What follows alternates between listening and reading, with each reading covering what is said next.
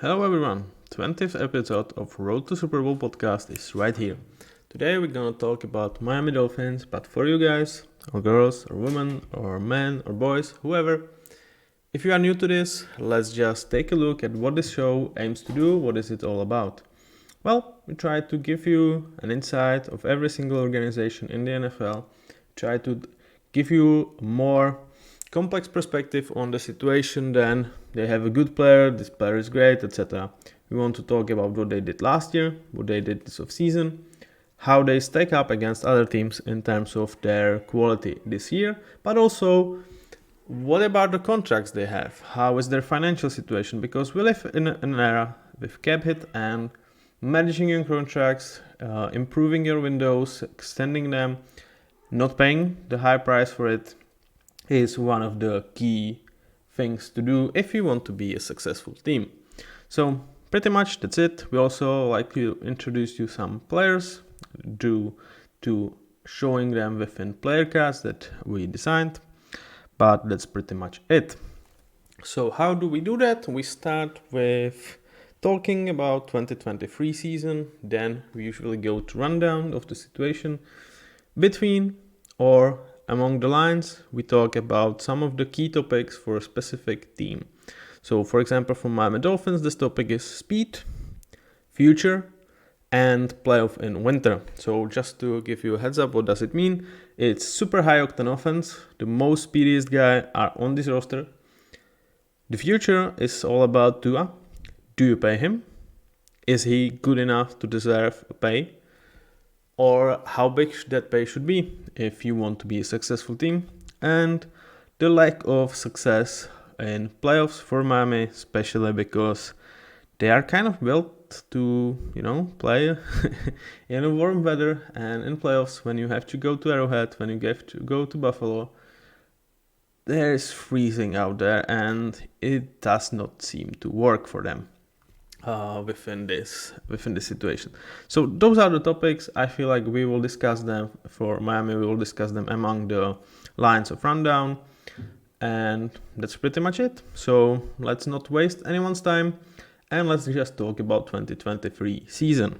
Well, they took the league by the storm. Their high explosive offense, their play design, the way they could scheme Tyreek Hill especially open, and it kind of culminated putting 70 points on Denver Broncos, and it looked like they might be a contender.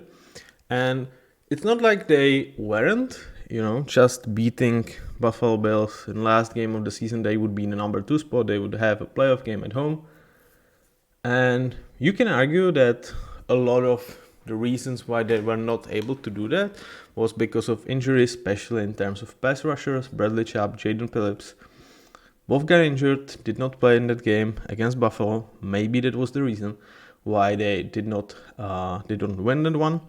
But overall, when you look at the Dolphin season, it's kind of similar to what Dallas did, and it's not without interest that the Dallas is kind of the only team that made the playoff or was really good that they actually beat throughout the season. Because the knocks on both Dallas and Miami were pretty much the same. They can absolutely demolish the teams that are not good. They will run them over. But when it matters, when the opposition is good, they cannot beat them. And it's kind of like, when you talk about Dolphins, when you talk about Cowboys, that's pretty much their 2023 season. The showing they put up in Kansas was, abysmal in a way. They just could not do anything offensively. They did not feel like they were in that game, pretty much since the start. It never felt like they could win that one. And it's not when you look at the Vegas and the odds for that game, it was only 2-1 for Miami, or plus 200 or odds 3, depends where you are. So they were 2-1 underdog. So one of 3 games they should be winning, in that circumstances. And watching that game, I don't think they would win.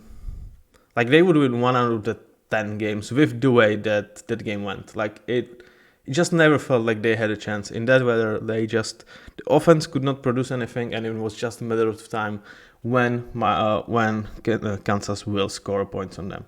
So, because without the pass rush, without Bradley Chubb and Jaden Phillips, they could not touch Mahomes much. Even in that weather, they just were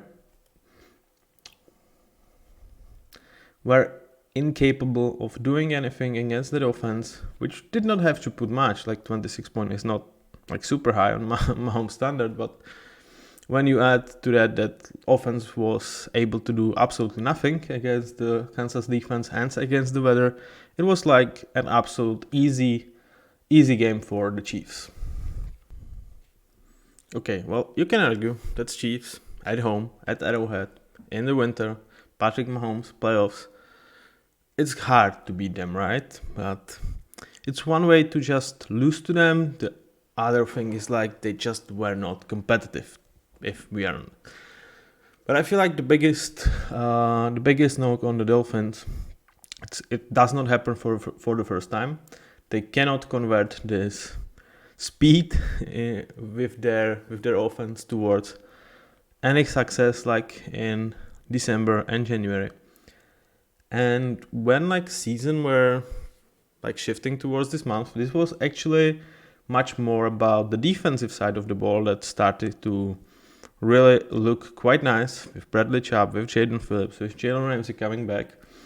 And then they lost both Chubb and Phillips. And it was kind of like, they don't have an answer. They don't have answers. I'm kind of skeptical about the Dolphins' future, but that's a topic for later of this show. So I would say 2023 is actually a disappointment year. They were trying to go all in. They got lucky in a way because of Jets and Aaron Rodgers' injury. Obviously, Patriots had really poor year, and it was their time, and they just did not come even close. Like, you can blame injuries, but everybody has injuries. You still had Tyreek Hill, you still had Jalen Waddle, you still had Tua. So it's not like you were without your top guys. Some of them were off, but it's not like you were completely screwed by injuries and you just did not deliver.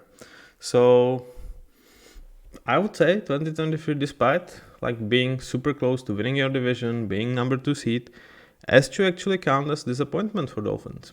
And will they improve? We will see about that. So that's 2023. In terms of free agency, we will do some of it here, some of it we will do through the rundown. I feel like it was mainly about losing players. So obviously Robert Hunt losing their best offensive lineman. 5 years, 100 million, they just could not afford this one. They also lost Christian Wilkins, their best defensive lineman, at least in the interior, but I would argue that he was still the best D lineman overall for them. And perhaps like the second best player on the entire defense. Depends where. If you put Jalen Ramsey over him, I probably would still do that. So the future does not look crazy good for them. They also, like, the situation is still questionable with Connor Williams, their starting center, who was like number 1 ranked center last year, but he had a season-ending injury. Okay, another injury. And the fact is that he has not been signed by anyone. So it more looks like the injury is kind of scary thing for teams to jump ahead and try to take a risk on him. So I would not be surprised if they get him back for like 1 year, kind of prove it deal. Not proof in terms of quality, because I feel like he got there last year, but it's more of proof that you can stay healthy, you recover from that injury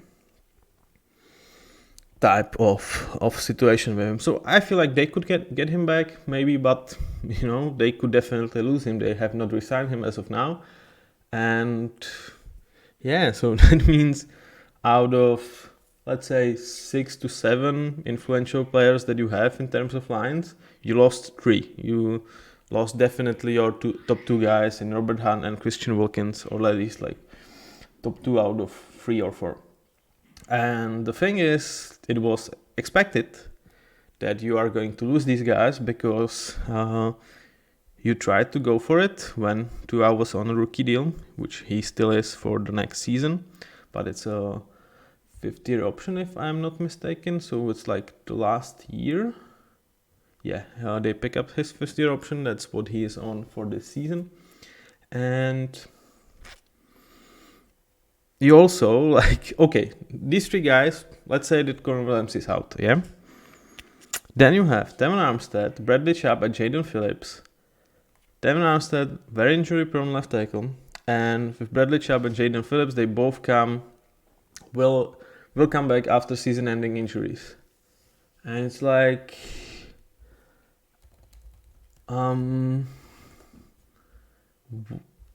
what is left, man? Like, in a way, you know, Bradley Chubb tore his ACL, Jaden Phillips kind of the same. So they are both with the same injury that could definitely slow you down.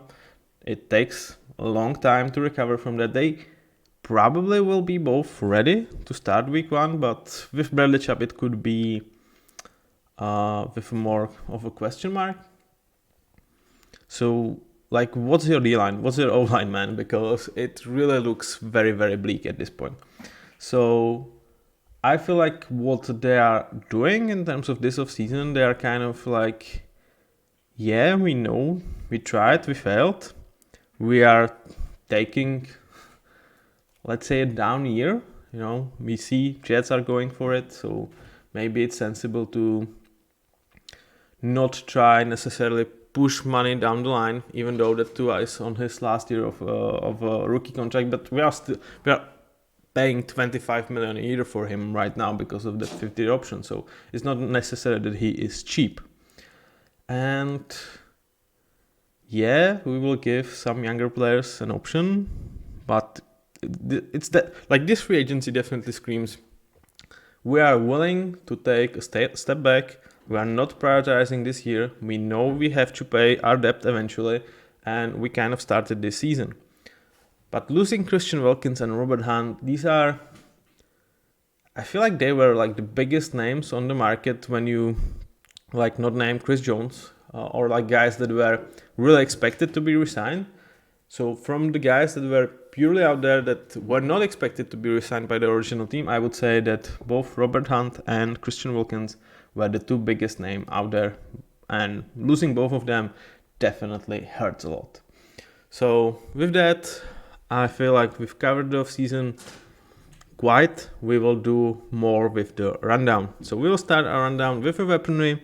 For you guys that are new to this, we will now see the picture of the weaponry, which contains running backs, wide receivers, quarterbacks, and tight ends. So you can get to know your maybe favorite players or the players you don't know that well. Also, if you are hearing like screeching noises and anything, that's new kittens I have at home. So they are playful very, very much, and sometimes they just make noise. So sorry for that. So put your glasses on. Now it's time to check your screens because you get to meet the players. And if you are ready, let's start. So let's start with Tua, Mike White, Alec Ingold, one of the few remaining fullbacks on the NFL rosters, Raheem Mostert, Devon Achane, Braxton Berrios, Tyreek Hill, Chase Claypool, Jalen Waddle. If you had not had enough of Braxton Berrios, here you have him for second time, Chris Brooks, Cedric Wilson, Durham Smythe, Julian Hill, Jonnu Smith. So it comes with, this is what the money looked like before free agency started, and this is where we are right now. So let's start with quarterbacks. Tua, I have him ranked as good starter, and I think I'm a bit lower on Tua than other guys or like other other people in the NFL are, because I really feel like he is kind of the fourth most influential player for this offense, beside Mike McDaniel, beside Tyreek Hill, and behind Jalen Waddle. And you might argue that, like even Raheem Mostert, the way he performed last season, or Devon Achane when he's healthy, like obviously QB is such an important position that I'm not going to put running backs ahead of him, but I would really attribute the success of this offense more to Tyreek Hill and the company than to Tua. But this needs to come with me actually saying that I'm a Tua fan. But man, I just feel like this is quite nice offense to be a QB in, and maybe it's just more of a recency bias. Maybe it's just I don't see him perform in those big games, and I don't see him giving his receivers chance in those games. Like I don't see him taking that next step. Like where the big games arrive, where the weather gets bad, he just is not able to perform, in my opinion. Like he has not showed it, yeah. And because of that, I had debate like within myself whether he's very good starter or just good. And because of that, I just knock him to good. And here I would like to talk about the future of Miami Dolphins and future of Tua. And I would not pay Tua. I would not pay him top bucks. If he wants to sign like Geno Smith type of deal, Baker Mayfield type of deal, 3 years, 100 million, maybe 110. That's kind of my ceiling for Tua. I don't think it's a good idea to sign Tua to anything close to 50 million a year. And for that, I have two reasons, right? So I feel like he still has not proven himself enough that I would consider him like a great quarterback. And the second part is injuries. Like, I hate to bring it up, but I actually thought that Tua was done after that second concussion last year, or like in 2022. It was scary to see that. I wish this man to be healthy much more than I wish him to be an NFL player. Like, I think it's just more important, like be healthy rather than be a player. And I really feel like it's dangerous for him and to be out there. I hope that medical experts doing their jobs and protecting him to the best of their abilities, that if it was way too much, they would, kind of pull him out and just did not allow him to play. So the fact that he can play and he was able to go through 2023 without another concussion, I take with like a lot of optimism, but I still think like he is one concussion away from being done. And when you consider that, you cannot justify yourself to give him a lot of money, or long-term contracts, because if that's the case, if he retires because of medical injury, it's just like you are eating that contract. So I hate to bring it up, but when you are looking from the perspective of GM, this is definitely something you have to think of. Like, injuries are part of the game. This is a dangerous game. I do not wish anything bad on Tua. Like, I was scared to the shit when I saw him out there on the ground with the fingers being kind of, yeah. But you have to think about it, man. Like, I don't really feel like he, at this point, should get like a long-term contract. I feel like 3 years, 100 millions is what he should be paid given his performance. Maybe 3 years, 110 millions. I think like he is $35 million a year QB for. Yeah, I have no problem with that, but I don't think he's better than this. And with the length, you are kind of protecting yourself from potential career-ending injury, just a bit. So I will be looking at the situation, monitoring it. It would make me happy if he got paid for, like, as a human to human. I was rooting for Tua, like, even before the draft. He was one of my favorite college players that I've like I rarely watch college, but there were some players that I just tune up the TV to watch, and Tua was one of them, because like he felt like to me he felt like a special QB. And the way he also like obviously throws with his left hand, you have to adjust to that. It is just fun, or at least it's just maybe not fun. It's interesting. That's more of the word. So I think with Tua, this is gonna be an interesting situation. I would not be surprised if they don't extend him at all and let him test the market. And if they would extend him, I think 3 years, 100 million, that's type of deal I would be up to sign if I were Miami management. If it's anything more or longer than that, I don't think you can justify it unless he takes 2 steps, towards being great this year and stay healthy. With Mike White, you have kind of not cheap backup that I don't really feel like it's that good of a backup. So yeah, this feels like a bit of an overpay, but it's probably not gonna break your season.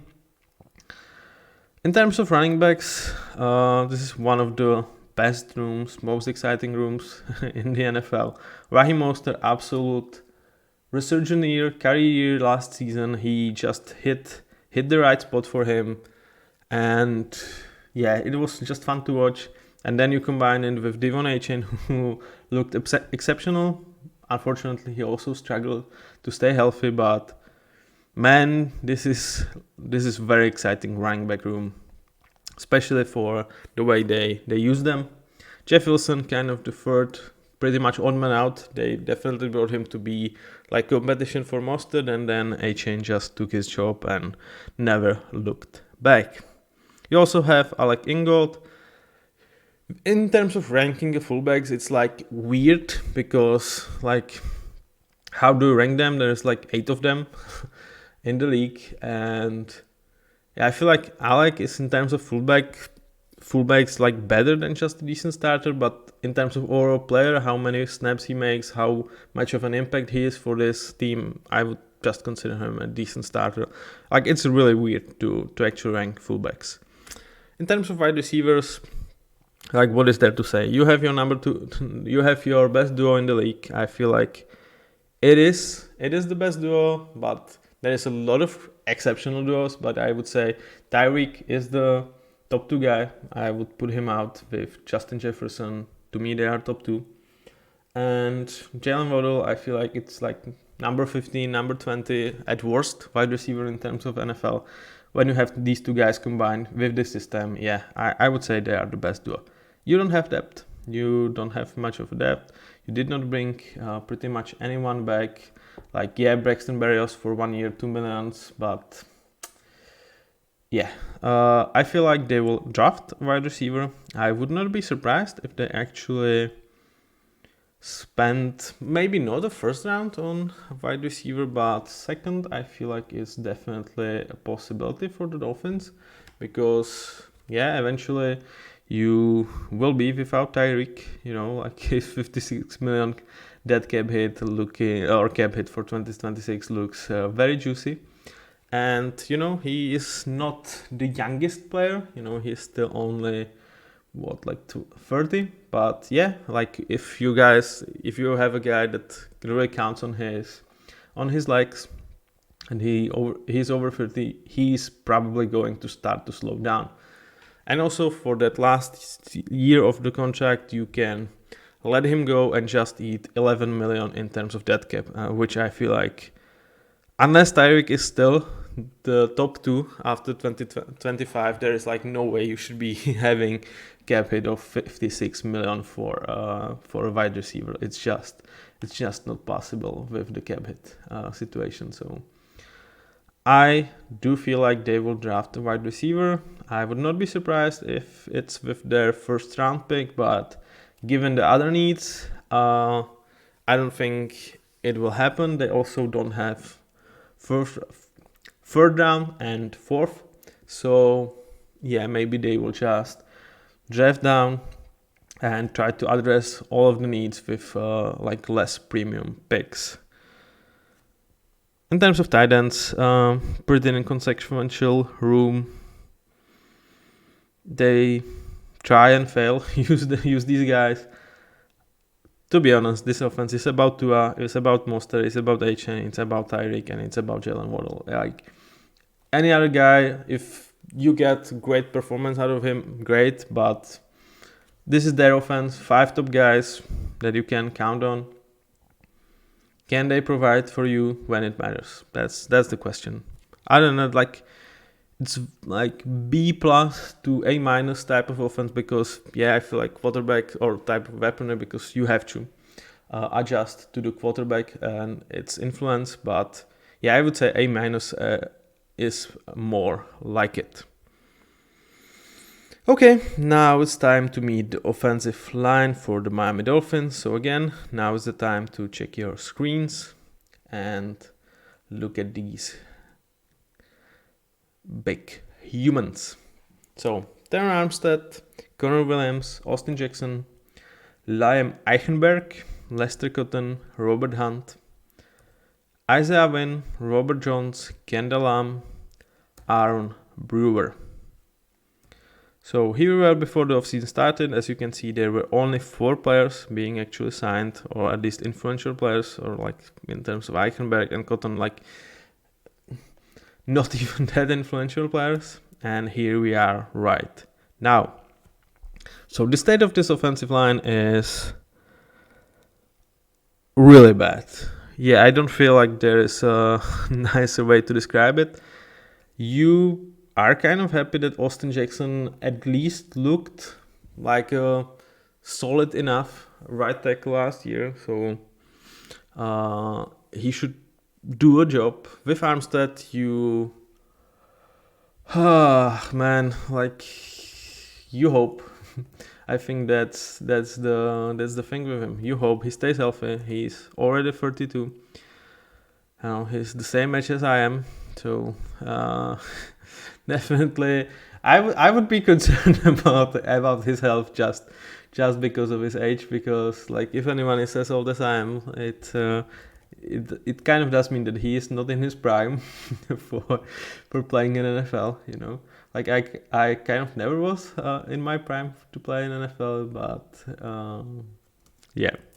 I would say that definitely counts.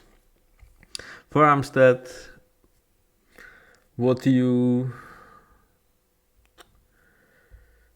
can you get him for some games, because he just has such a trouble to stay healthy, man.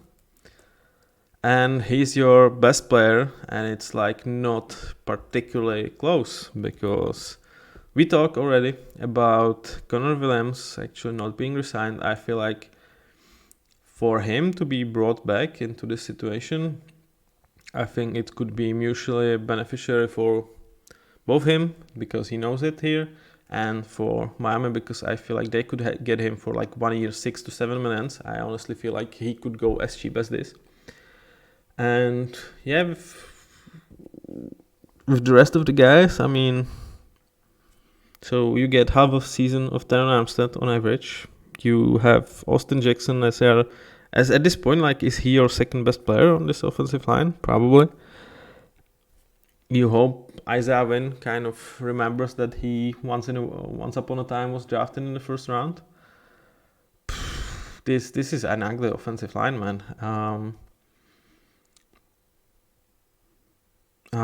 I mean, what do you want me to say? Like, this is a problem. Like the good thing about what they do in Miami is that they can scheme quite nicely towards this guy being less of a problem that they should be. Like in terms of quality, they should be much bigger problem than they actually are, because of quick releases, because of like the schemes that Mike McDaniel can put out there. But still, man, this just, and especially when you like consider the health issues for Tua, this really does not fill me with optimism. I think if Darren Armstead goes down and you cannot resign Connor Williams, this is one of the worst O-lines in the league. And you are playing Jets defense twice a year. You are playing Patriots defense twice a year. And maybe Von Miller remembers that once upon a time he was one of the best edge guys in the league, and you have to play him twice as well. So I feel like this is a problem for Miami, and I do not stare at the solution. Like, they could probably take the best guard or center possible when they are on the clock. But if they do it with like their first round, they only have 55 pick and then 150 pick. And it's not like they have only one issue on this O-line, and it's not like they have only one issue in the entire like team. So it really looks like they will put Tua under fire. And maybe if he gets injured, maybe like you can knock down the price. But like it's just an ugly thinking. It just really feels like they are taking a step back for the season, but I feel like they are saving on a really important position, and especially if you have like future plans with Tua, saving on this O-line just is not what I would do. I mean, yeah, ugly group. I would give them a D, because at the start of the season you could have Terran Armstead. Maybe if Connor Williams resigned, this is more of a C minus. Maybe even like a C with just a small minus on it. But overall, this is a group that could definitely break the Dolphin season.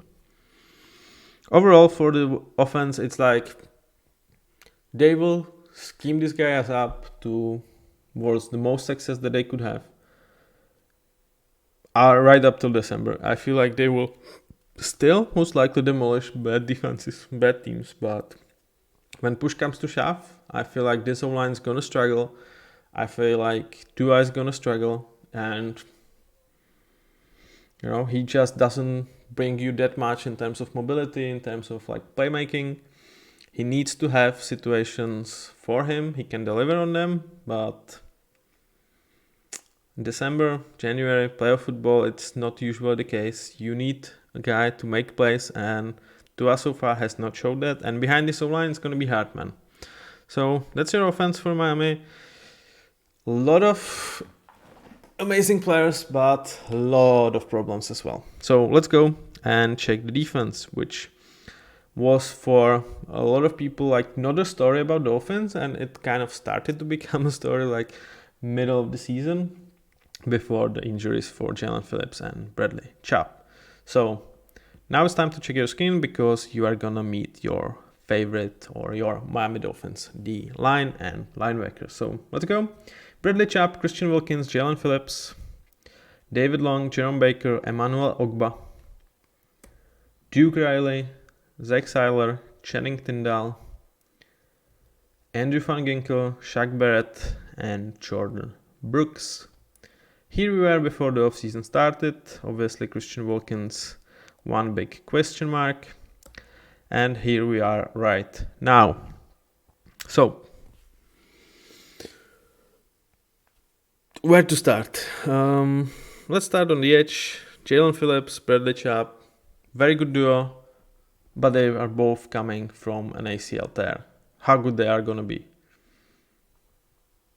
You tell me. Like, I don't know. It's a huge question mark. I feel like they are great players, both of them. But, will they be healthy? Will they be as good as the last time we saw them play? I'm not sure. So, this comes with question marks. When you talk about question marks, you have my 3 for David Long, because he's kind of a crazy player, man. Because when you look at his rankings last year for PFF, it was nuts, because he was ranked as the best run defender from linebackers in the entire league. Like 1 out of 84 The run defense grade for him was 92.6. That's exceptional, yeah. But he was ranked the worst in terms of coverage. Like his grade for coverage was 29.8, which is like ridiculously bad. So he's just such a like weird, unique, polarizing player. Like how are you so bad in terms of coverage while being like this good in terms of run defense? And it's not like he is like the huge guy, you know, he's the smallest of the linebackers. He, you know, in terms of weight, he has good weight, but he's not like a freak of nature. Like he doesn't, like he's not Aaron Donald, you know, being undersized, but absolutely heavy machinery in working. So yeah, I don't know about his ranking, you know, like it feels like if you use him absolutely correctly, he is at least a very good starter. But in some situation, you look at him and he's like, how is this guy playing? Because he cannot cover, you know, he cannot cover. Yeah, maybe. Yeah, I feel like he could cover me, but I could have a shot against him, like based on based on his grade. And like, sorry, David, that's obviously way too much. Like you would cover me with your one leg tied up behind your back, but still, this is just a crazy situation. You know, I've never seen such a lopsided grades for a guy, like being so exceptional in one part and so abysmal in another. Like that's unique to me. You signed Jordan Brooks from the Seahawks. He had kind of a bad year last season. He was supposed to be like the successor to Bobby Wagner, but it's not surprised that Seahawks let him go because he just was kind of meh last season. I still feel like this is not a bad deal. You are getting an experienced guy who had a down year, so maybe because of that you saved some money. And I still feel like he can be a good player. And then, you know, you lost Christian Wilkins. You still have Zach Seiler, who is a good player, but you are missing, I feel like, that second interior part to complement Zach. Again, you would like to address this position in the draft, but you have only 2 picks in first 150 picks of the draft, so it's going to be really hard. I kind of like signing of Shaq Barrett because you don't know where you get like Bradley Chubb and Jalen Phillips back. He is veteran. I mean, you are not expecting him to play the whole season, but he should be kind of out there for first couple of weeks. Then you should get Chubb and Phillips up to the speed, up to hopefully their top level, and then he can kind of fade out being just number 3, number 4 for his position. Overall, this D-line lost one of the best players for interior. You have injury concerns for the guys. It's an average group, nothing special, nothing really poor. If you get these guys healthy, yeah, I'm okay with this D-line. But it's not like they are a strength of yours. And now let's go to the secondary. And it's again time to meet the players. So now it's time to check your screens. Okay, Ken Crossan, I have to start with him because I absolutely love him.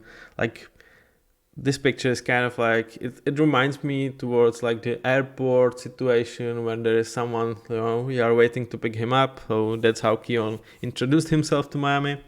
Then you have Xavier Howard, Jalen Ramsey, Javon Holland, Deshaun Elliott, Brandon Jones, Cam Smith, Kader Kahu, Ethan Bonner, Kendall Fuller, Eli Apple, Siran Neal, and Jordan Poyer. Here we were before the offseason started, and here we are right now. So the big move here there's actually 2 big moves. They let go of Xavier Howard, which is a costly thing to do. As you can see, he comes up with a lot of dead cap hits, which they will have spread towards 2 seasons. They designed him to be cut post June, and that will make him Dead cap hit for this year will be 7.5 millions, and for next year it's going to be 16 millions. Like before, because it's not, it could have been spread differently. When you are seeing like 25 million this year and 22 next year, it's not like both of these years.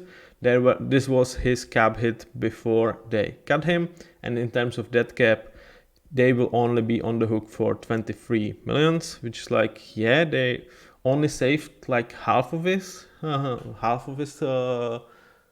like contract in terms of cap hit, but they still felt like it's beneficial to us to let him go.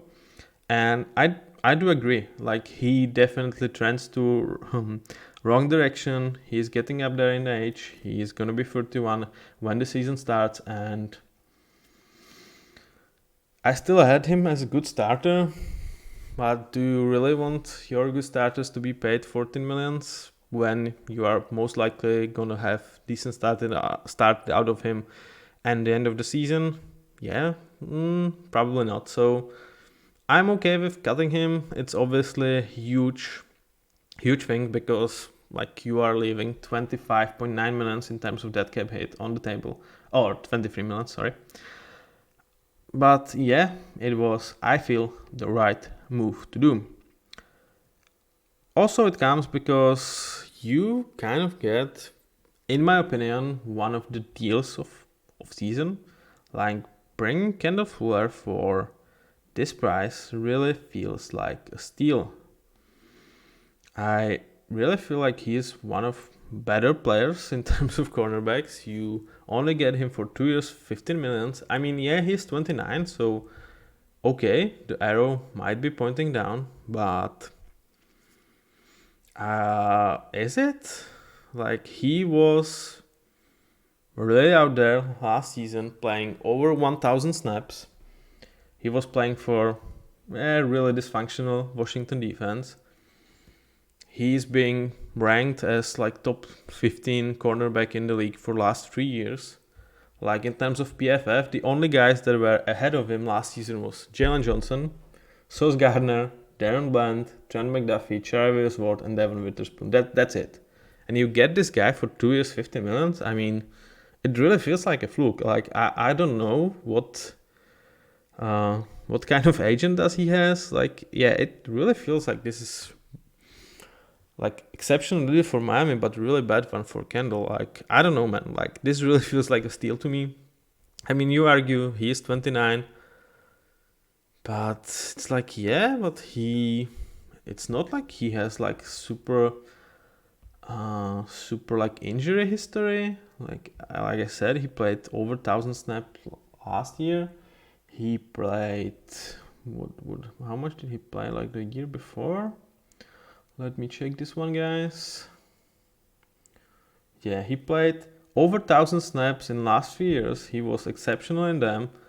It's like, what the what the actual fuck, man? Like, how did you get this guy for this cheap? Like, to me, 2 years, 40 millions would be much more adequate than this deal. So good for Miami, bad for Kendall, I would say.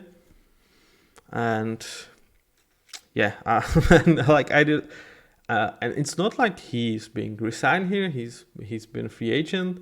It's not like the Miami is like a lock for Superbowl when you can justify, having just signing like this low contract. I just don't understand this contract. To me, it's just one of the best contracts that this offseason has been signed from the perspective of the team. One of the worst from the perspective of the player. Like, man, I'm done talking about this, but this feels like an absolute steal.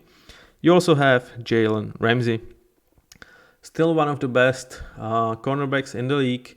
He had a bit of a down year after he came back of injury. He was not like an elite type of guy that we might associate with him, but still, to me, he's an amazing starter, and I feel like he can get back to his previous level. With that, you have also Kader Kahu as number 3 guy. Absolutely happy with him.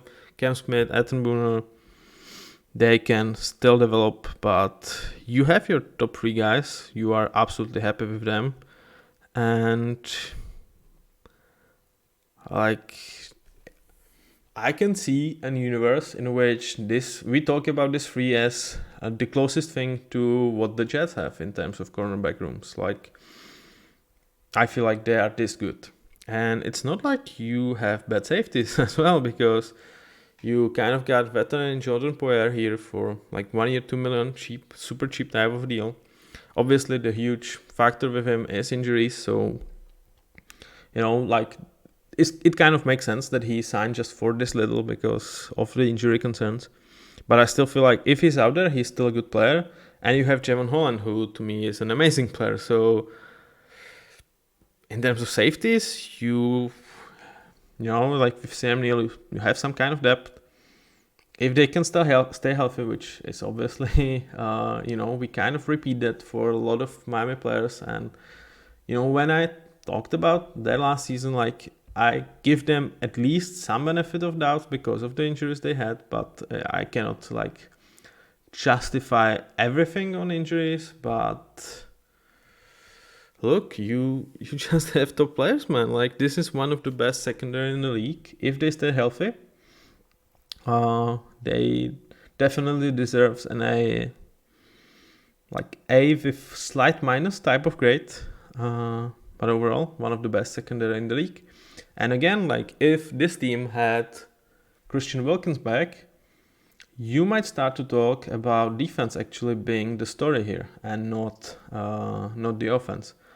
And if that could be the case, when on the team that you have Jalen Waddle, Devon Achane, Raheem Mostert, Tyreek Hill, and Tua, if that could be the case, then maybe this is the way that Miami could start winning. But not start winning when it matters.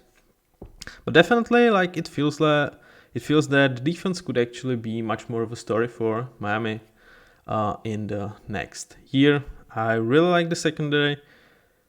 I mean, I will say it once more. I don't fucking understand the Kendall Fuller deal. And now let's go and talk about coaches and special teams. And with that, we will wrap it up. So, for the coaches, you have Mike McDaniel, one of the most heady guy.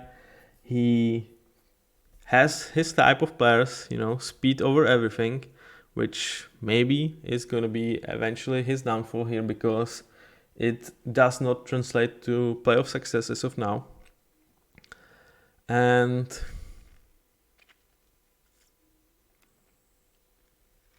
I'm gonna be interested if the transition towards the defense is more of a story here, and maybe you are not going to pay Tua. Tyreek is going up there in age. I would not be surprised that if both Miami Dolphins or Mike McDaniel were actually looking to change scenery after this year, if it does not come with some sort of success, which towards me with Miami it would be top 8. I do not have a lot of knocks on Mike. He definitely I will definitely enjoy first couple of weeks for Miami because they will come with some totally crazy plays. But it feels like when the defenses adjust over the year, they just cannot do much more, and it might be just Tua just have his limitations, and even Mike cannot overcome them. With Frank Smith, there is a lot of talk about him possibly being a head coach candidate, but I feel like it's gonna be a bit of a problem with him, how much you can attribute some of the 70 points that they put on Broncos on him when you have Mike, when you have Tyreek Hill, when you have Jalen Waddle. So it could be a bit of a problem, but definitely good offensive coordinator. Anthony Weaver comes to replace Vic Fangio, who actually had this defense in shape, bearing injuries. I feel like they played very well last season. And Weaver is a replacement that I do not worry that much because of where he comes from. It's Baltimore. It's great pedigree. He served under, Mike McDonald and a lot of good defensive coordinators. Can he figure this one out? Can he make this defense a story? I think he can, but it definitely will come with like a need to strengthen the inside of defensive line, which at this point feels like a clear weakness when you lost Christian Wilkins. Jake Bailey, Jason Sanders, really not much to say to them. I feel like they are both middle of the pack type of like special team guys. Should not be a problem, should not be a strength. Nothing special about them in my opinion. And that's pretty much it for the rundown of this Miami Dolphins. So let's wrap it up and talk about, do I see them make a mess? Do I see them winning something? How open is their window?